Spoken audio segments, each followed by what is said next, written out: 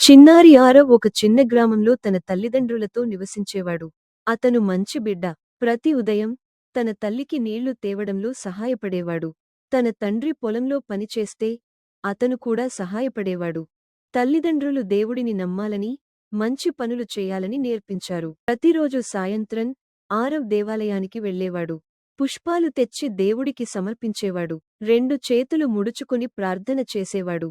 దేవుడా, నా తల్లిదండ్రులు సంతోషంగా ఉండాలి అని కోరుకునేవాడు. ఒకరోజు గ్రామ పూజారి చెప్పారు, ఈ గ్రామంలో అత్యంత భక్తితో ఉన్న పిల్లవాడికి శ్రీమహావిష్ణువు స్వయంగా ఆశీర్వాదం ఇస్తారు. గ్రామంలోని పిల్లలు అందరూ దేవాలయంలో ఎక్కువ సమయం గడిపారు. కాని ఆరవ్ మాత్రం ఇంట్లో తన తల్లిదండ్రులను చూసుకుంటూ వారికి సహాయం చేస్తూ ఉన్నాడు. అతనికి తెలుసు, తల్లిదండ్రులను ప్రేమించడమే నిజమైన భక్తి.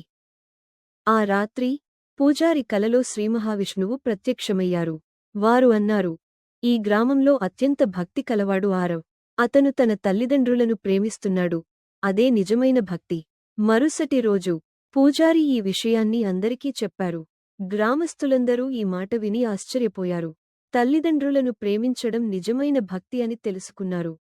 కథా బోధన: తల్లిదండ్రులను ప్రేమించడం, గౌరవించడం నిజమైన భక్తి. మంచి పనులు చేయడం ద్వారా మనం దేవుడికి దగ్గరవుతాం.